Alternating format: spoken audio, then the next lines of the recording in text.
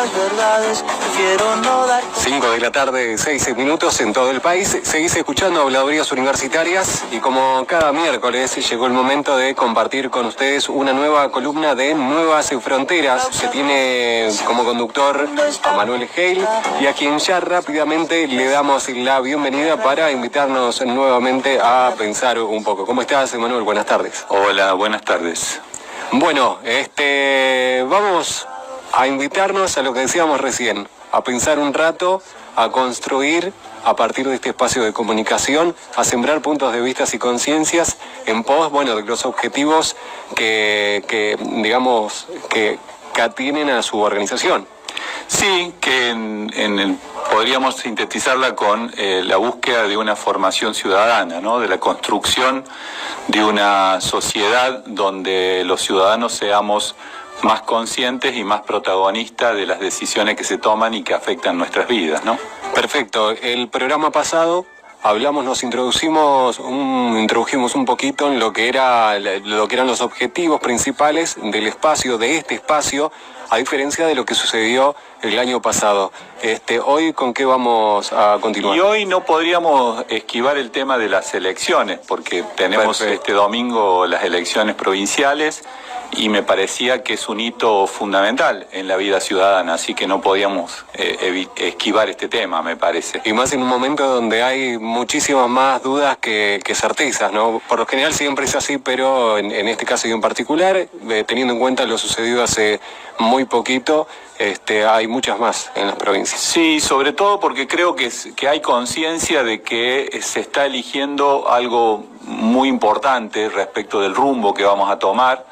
Me parece que si algo logró el gobierno que se instaló en el 2015 fue hacer que los ciudadanos de a pie, en general, se dieran cuenta que la política no le es ajena, que esos viejos conceptos que se utilizaban, yo recuerdo mi viejo lo decía, esto de gane quien gane, yo voy a tener que trabajar igual, se ha demostrado por el cambio, el viraje drástico y dramático que dio la sociedad a partir de este gobierno, hizo que mucha gente tomara conciencia que no da lo mismo y que es muy importante empezar a darme cuenta cuando voy a votar qué estoy votando, porque se vive en función de quién está dirigiendo los destinos, y claro que tenemos que trabajar igual, pero cómo me rinde el trabajo y de qué manera ese trabajo me permite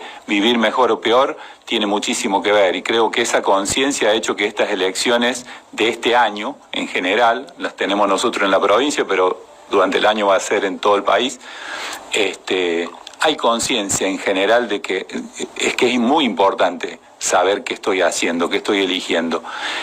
Y por eso yo traía hoy, para arrancar, una pregunta, ¿no? ¿Sabés lo que votás? O sea, ¿sabés exactamente qué estás votando? Y es una pregunta que parece de perogrullo y que parece que se respondería fácilmente, pero yo quiero complejizarlo un poquito, ¿no? En realidad quiero hacer una serie de preguntas a ese supuesto votante que nos está escuchando. Interpelarlo, ¿sí?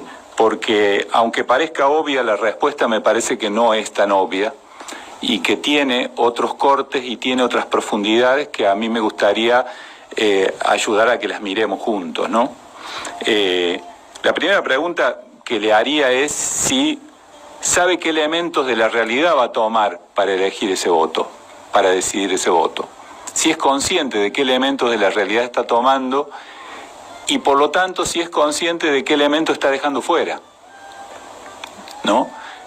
Porque como decíamos el año pasado cuando hablábamos un poco más general de la filosofía de Nuevas Fronteras, la percepción siempre es parcial, por lo tanto siempre es errónea. Yo siempre estoy eligiendo una parte de la realidad que es la que tomo como tal, y eso implica dejar otra parte de la realidad fuera. Y en esta época, con el desarrollo de la tecnología y el desarrollo de las ciencias sociales puestas al servicio de la manipulación del otro, con esas combinaciones se ha logrado en ese juego de lo que elijo y lo que decido no elegir para percibir y para tomar como realidad, se ha logrado manipular mucho a las personas. Entonces, a mí me gustaría que cada persona empiece a pensar, bueno, yo elijo esta parte de la realidad como importante y me doy cuenta que dejo esta otra parte como menos importante, que se haga consciente de ese elegir y elegir lo que no elijo, valga la redundancia, ¿no? Y darme cuenta de que eso lo hago en base a una determinada cantidad de información que tengo. Por lo tanto, la pregunta siguiente sería, ¿vos sabés a quién responden las fuentes de información que vos tomás? O sea, ¿a qué intereses responden esas fuentes? Y la pregunta siguiente sería, ¿los intereses a quienes responden esas fuentes coinciden con los tuyos? Porque muchas veces tomamos como verdades cosas que nos dicen gente que están defendiendo intereses que son contrapuestos con los nuestros, con lo cual yo termino decidiendo en contra mío. Y creo que eso pasó mucho en el 2015. Hubo muchísima gente que eligió un cambio sin saber exactamente qué es lo que quería cambiar y sin tener idea si ese cambio era posible que fuera en la dirección que él pretendía. Porque una persona que vive de su trabajo, que por lo tanto necesita un país que funcione con un mercado interno fuerte, que necesita que haya gente que tenga dinero para comprar, para que haya gente que tenga posibilidad de vender y por lo tanto haya gente que tenga posibilidades de producir. ¿Qué es lo que necesitamos la gente que vivimos de nuestro trabajo? ¿Cómo podemos elegir gente que viene a trabajar para un mercado financiero que seca el funcionamiento normal de la economía? Sin embargo, eso pasó. Y si pasó eso porque nos manipularon y porque en ese momento no nos dimos cuenta, o muchos no se dieron cuenta, de por qué los hacían elegir lo que elegían. A mí me parece que esas preguntas, esta serie de preguntas que yo les hacía, son importantes hacérselas antes de una elección. Yo tomo esto como importante para decidir. ¿Por qué lo tomo? Y dejo fuera esto otro. ¿Por qué lo dejo? ¿Realmente está bien la elección? ¿Quién me dio la información para que yo decida así? ¿Y a quién responde quienes me dieron esa información? Esa sería una tanda de preguntas. Me es inevitable, perdón que te interrumpa, pensar, a razón de esto, el hecho de por qué nadie se toma el laburo de hacer este trabajo de pensamiento, de reflexión, que obviamente no es para nada inocente. Estamos hablando de que quienes tienen el poder, quienes ostentan el poder, incentivan en cada una de las personas o acrecientan en cada una de las personas el odio hacia tal sector. Voto a este porque odio literalmente a este otro sector, pero nunca me pongo a hacer este trabajo de pensamiento. Mira, me estás poniendo en la segunda tanda que yo quería plantearme, ¿no? Pero te quiero responder respecto de por qué no se hace.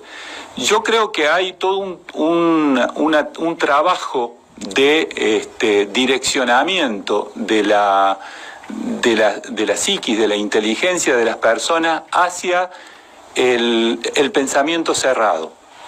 O sea, se busca, se trabaja, se instruye a la persona para que funcionemos como una sociedad de masas. O sea, el neoliberalismo necesita que nosotros seamos una sociedad de masas. Y definamos sociedad de masa, que esto lo definía Freud a mitad del siglo pasado. Él decía que una sociedad de masa es donde cada individuo pone en el lugar de su super yo, o sea, en su ideal de yo, una cosa y todos eligen la misma. En su momento, cuando él hablaba de la sociedad de masa, hablaba de los líderes autoritarios, ¿no? Hablaba de, qué sé yo, el estalinismo, hablaba del nazismo, hablaba lo que todos ponían en el lugar de su super yo, un líder único y autoritario. ¿Cuál es el cambio? Ahora no hay un líder único y autoritario. Lo que hay en ese lugar del super yo un ideal de consumo. Y ese ideal de consumo te lo manipula obviamente el mercado. Por lo tanto, el mercado ha ido generando en la psiquis de las personas un funcionamiento como si fuera en una sociedad de masa. Una sociedad de masa, ¿qué significa? Que los individuos no deciden por sí, deciden por su ideal, y el ideal te lo pone el otro. Entonces, en ese juego, en ese funcionamiento, en esa pedagogía, te fueron instalando un mecanismo de pensamiento que tiende a cerrar, que tiende a no complejizar, que tiende a ir a lo simple, que tiende a ir a un símbolo concreto y práctico, a una palabra. Vos fíjate cómo son las campañas electorales ahora. Prácticamente no hay programas, prácticamente no hay ideas. Lo único que hay es una palabrita, símbolo, que te la repiten, te la repiten, te la repiten, juntos. Vamos juntos. Estamos todos juntos. ¿Juntos con quién? ¿Junto con quién?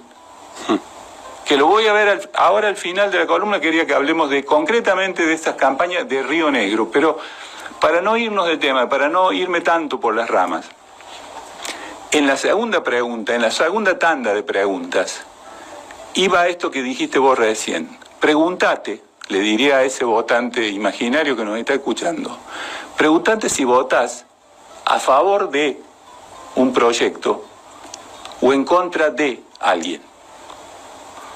Porque eso también está instalado, como bien dijiste vos.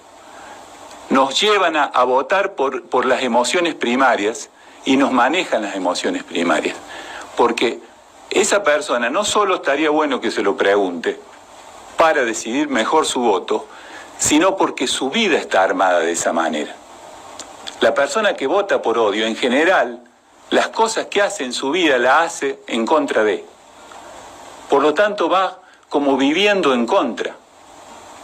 Va como reaccionando en vez de decidir accionar.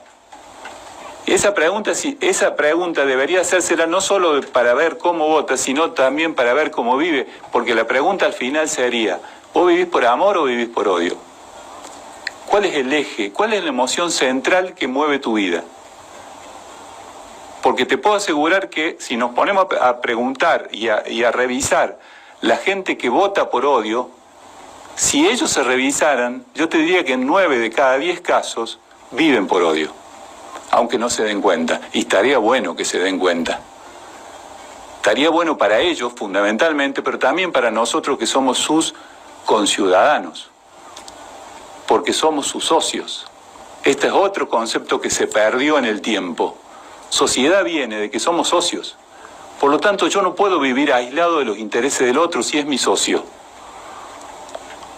Yo no me puedo escindir de lo que hacen otros o de lo que les pasa a otros, porque son mis socios. Entonces, si hay niños que nacen sin oportunidad, hay una parte mía que nace sin oportunidad.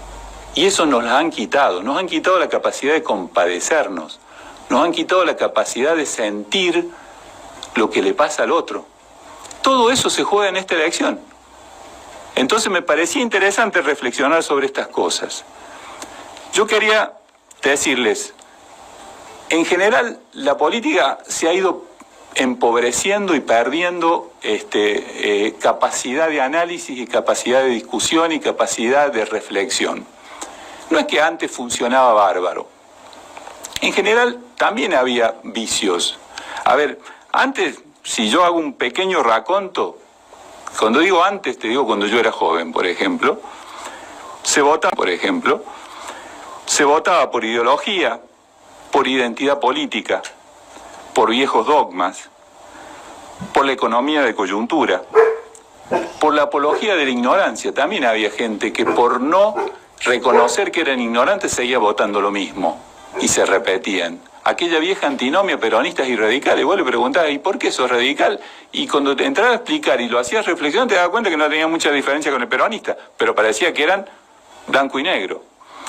Se votaba por distintas cosas que no eran tampoco muy reflexivas, pero que tenían algo más que ver con la vida de esa persona.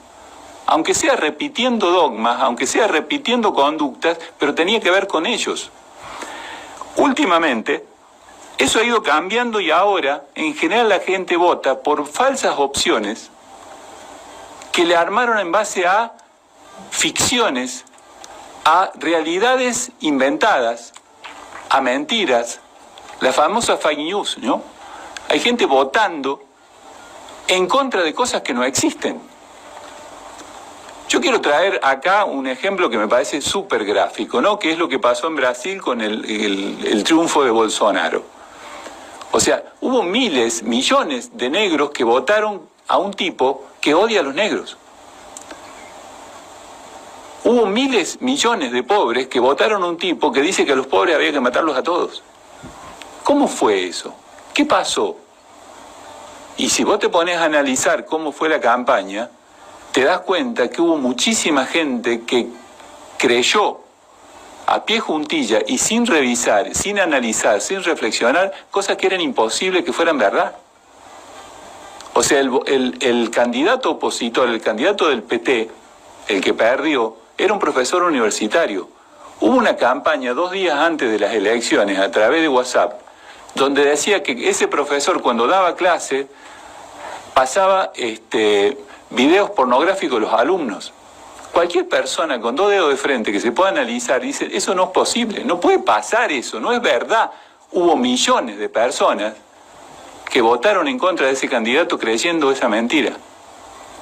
O sea, a ese nivel de servidumbre mental han ido reduciendo a muchísima gente. Nosotros queremos empezar a desandar ese camino, empezar a construir ciudadanía en base a empezar a reflexionar, a discutir. Y si de algo puede servir esta columna es para poner un granito de arena en ese sentido. Te dejé... Sí, porque de hecho me es inevitable pensarlo o trasladarlo a la cotidianidad, ¿no? de cada uno.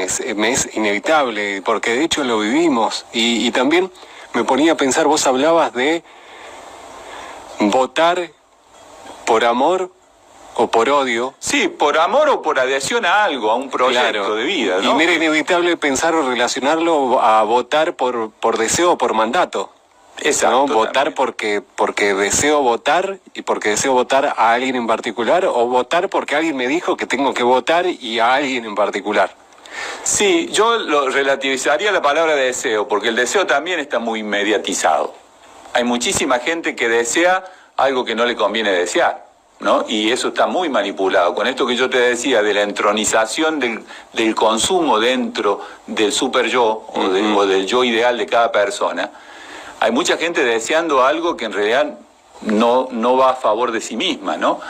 O sea, yo creo que también hay que poner en cuestionamiento el deseo, ¿no? ¿Por qué deseo lo que deseo? Y si realmente es mío ese deseo o está instalado, ha sido introyectado, ¿no? Pero yo te decía esto de la instalación de mentiras. Ahora acaba de salir hace una semana el final del juicio que exculpa o declara la inocencia de Cristina Fernández en algo que hasta hace 3-4 meses era uno de los caballitos de batalla que vos escuchabas todo el tiempo, el famoso Ruta del Dinero K. Bueno, acaba de salir ya la sentencia exculpatoria, después de buscarle por todo lado, porque está claro que los jueces que hay actualmente no son, digamos, kirchneristas. Sin embargo, le buscaron por todos lados y tuvieron que decir la verdad que no existe esta causa. ¿Vos lo escuchaste en algún lado? Para nada. Hasta hace 2 meses era algo que se repetía en cuanto programa aparecía en televisión. Ahora salió la sentencia y no se dijo absolutamente nada. O sea que hay muchísima gente que quizás siga odiando a los que se robaron todo a través de la Ruta del Dinero K, que jamás existió. Podríamos hacer montones de esas. Y tenemos que empezar a conversar y discutir, no tanto, no solo porque quizás haya que pensar en votar al kirchnerismo y a esa persona le convenga. No lo digo por eso, sino porque a esa persona le conviene empezar a darse cuenta desde dónde saca las informaciones para tomar sus decisiones. Sí, vos sabés que de hecho eso estaba pensando hoy, hice un descargo a través de las redes sociales por ese motivo también, el hecho de los medios masivos de comunicación o los medios de comunicación con mayor alcance, por ejemplo, aquí en la región, son, digamos, funcionales a este gobierno, son funcionales al poder y lamentablemente de esta manera y a través de esos medios, de esas herramientas, manipulan a las masas, ¿no? Y lamentablemente nosotros tomamos decisiones o nos tragamos todo lo que consumimos de la televisión, de la radio y hasta de las nuevas tecnologías, ¿no? Y en ese sentido me ponía a pensar qué necesario es empezar a fortalecer, primero a crear, ¿no?, los espacios, pero más que nada fortalecer esos espacios de pensamiento, pero los medios alternativos de comunicación, Sin como duda, por ejemplo sí. estos, Sí. ¿no? Y me pongo a pensar qué pasa con esa gente que obviamente no está con este gobierno y demás, que no refuerza esos espacios. Nosotros creemos que sin duda hay que reforzar los espacios de comunicación alternativos y vos fíjate la importancia que, pensando en la televisión, terminó cobrando C5N, que escuchaba esta mañana datos que está pasando incluso en rating a algunos canales abiertos, ¿no? Sí, Cuando hoy un por canal hoy. de cable es muy difícil, que sin embargo los está pasando ya en cantidad de audiencia, porque está claro que muchísima gente que fue dándose cuenta de la importancia que tiene que haya un canal por lo menos que le diga las cosas que no son el coro de lo que necesite el gobierno que se Claro, diga. en especial el Destape, y hay otro programa que se llama TKM, ¿no? Que Sí. podemos ver, Sketch se llama, o algo así, Sí. en Facebook, por Sí, ejemplo, sí, sí, son sí, pequeños videos donde justamente nos muestran otra realidad. Exactamente, ¿No? exactamente. Y es increíble la repercusión que han tomado este último Pero tiempo. además de eso, que es fundamental el tema de los medios, nosotros pensamos que además entre ciudadanos normales tenemos que ampliar los espacios de conversación. Vos sabés que nosotros venimos trabajando todo el tiempo esa palabra. Conversemos de estos temas. No nos, como te digo, no nos eximamos de atender estos temas porque creemos que no los entendemos todo o porque no somos eruditos en el asunto. Empecemos a hacernos expertos desde nuestro pequeño conocimiento, ampliemos mutuamente ese conocimiento, empecemos a ayudarnos a entender lo que pasa. Porque de última se está hablando de nuestra vida, del espacio donde vamos a desarrollar nuestra vida que se llama sociedad. Y como para ir cerrando, yo te decía, quiero ir a esto de los símbolos simplistas que van en el mismo sentido de que la gente no quiere complejizar el pensamiento y se deja llevar, ¿no? Esto de pequeñas imágenes instaladas a través de un símbolo que puede ser una palabra, que puede ser un eslogan, y que todo da vuelta en torno a eso, ¿no? Hoy, o este domingo, el oficialismo provincial, que yo creo que es funcional al gobierno nacional. Totalmente, sí. De hecho, he escuchado por ahí que los de Cambiemos de acá a la provincia ya están pidiendo que le den el voto a Bereltinec como para que no gane el Frente para la Victoria. Utiliza la palabra juntos. Y yo me daba cuenta cuando estaba tomando nota para esta columna y puse esto porque es su palabra clave, que en todos los lugares donde no van como Cambiemos, que también era otra palabrita símbolo, porque ya se quieren despegar del desastre que hizo el gobierno nacional, si no van como Cambiemos, aparece juntos. Todos juntos, juntos por, vamos juntos, lo único que queremos es estar juntos. O sea, que sería como la palabrita símbolo de la derecha, ¿no? Entonces, mi pregunta a ese votante que nos está escuchando, mi última pregunta sería, ¿juntos con quién? O sea, ¿con quién nos vamos a juntar? Porque yo quería darles un dato que leí esta semana en uno de esos espacios de comunicación alternativa que se llama El cohete a la luna. Esta semana, o hace 2 semanas, a más tardar, se puso al día con los impuestos provinciales la reina de Holanda, Máxima Sorriagueta, en base a 15.000 hectáreas que tiene en la provincia de Río Negro y que no había pagado sus impuestos. Yo no sé si la mayoría de la gente que va a votar sabe eso. Y no solo que lo pagó ahora, ¿y sabes cuánto pagó? 4.500 pesos de impuesto por 15.000 hectáreas. 15.000 hectáreas que son obviamente a la costa de un río, que son las mejores partes de la tierra, de la meseta, son las partes que están irrigadas, por lo tanto es la parte que querrían los productores. Sin embargo, ella tiene, en el departamento Pilcanilleu, tiene 10.000 hectáreas.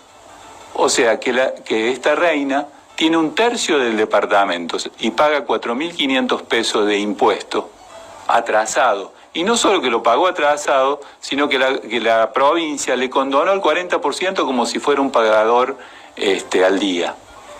O sea, ¿es junto con esto que tenemos que ir? Yo creo que la gente tiene que preguntarse si es junto con esto, porque cuando pagó la reina, se dieron cuenta los otros grandes propietarios. Entonces pagó Benetton, no te voy a hacer larga la lista, pero hay 3 o 4 que son dueños de la mitad de la provincia. Muchos de ellos son extranjeros, son capitales extranjeros, que lo que sacan de acá se lo llevan afuera, no lo vuelven a invertir. Y este gobierno les condona las deudas, les facilita todo. Es más, va el vocero del gobierno al diario Río Negro y se encarga especialmente que quede claro que la reina estaba al día. O sea, juntos con ellos queremos ir. Que se lo pregunte la gente que de pronto pensaba votar porque Bereltinec dice que son la única lista que defiende la provincia. ¿Es esa la provincia que queremos defender? Que estaría bueno que se lo pregunte. Sí, de hecho vos sabés que también me pasó, ¿no?, escuchar que, bueno, gente que está muy enojada con el actual gobierno nacional, ¿sí? Que no lo va a volver a votar, pero a nivel provincial va a votar a Juntos. Exacto. Bueno, ahí está. Entonces, esa gente sabe que, o sea, que está votando a lo mismo en definitiva. Exacto. Ahí están las trampas, ahí están las simplificaciones. Porque parte, como te digo, parte de la campaña, quizás su parte más central de la campaña, es decir, somos la única lista no nacional, somos la única lista que defiende la provincia. ¿Defiende de qué o de quién? Claro. ¿Defiende la provincia cuando está junto con los intereses petroleros que están destruyendo la fruticultura? ¿Defiende la provincia cuando está a favor de estos intereses que lo que quieren es convertir a la provincia de Río Negro en una especie de paraíso para 4 o 5 grandes familias europeas o norteamericanas y que los nativos de acá no tengan lugar ni siquiera a veces para ir a un lago, como el caso del Lago Escondido? ¿Eso es defender a la provincia? Yo creo que habría que preguntárselo, y si realmente no están votando lo mismo que a nivel nacional no quieren votar. Pasó en Neuquén. Exactamente. El gobierno nacional festejó con el triunfo del MPN. ¿Por qué? Porque respecto de Vaca Muerta tienen los mismos intereses. Claro. No, pero aparte el gobernador de esa provincia lo reconoció, se lo reconoció nada más ni nada menos que a Feynman. Exacto. En una entrevista que exactamente le pudieron realizar. Entonces nosotros desde esta pequeña aporte queremos complejizar el pensamiento, pedirle a nuestros conciudadanos que empiecen a hacerse más responsables respecto de las decisiones que toman, porque de alguna manera, si hay algo que no tenemos dudas, de que ellos y nosotros queremos un mejor futuro para nuestros hijos. Y lo que estamos diciendo, que estas decisiones están incidiendo el futuro de nuestros hijos y nuestros nietos. Con eso cerramos Manuel. Por hoy. Perfecto. Y será hasta el próximo miércoles entonces. El próximo miércoles estamos acá. Un poquito de formación ciudadana, no viene para nada mal en lo absoluto. Creo que es imprescindible. Y más en un medio de comunicación, así que muchísimas gracias. Gracias a vos. 5 de la tarde, 35 minutos en todo el país, lo decíamos recién, un poco de formación ciudadana con Manuel Hale de Nuevas Fronteras, aquí por Radio Mural 91.1. Nos vamos a la música.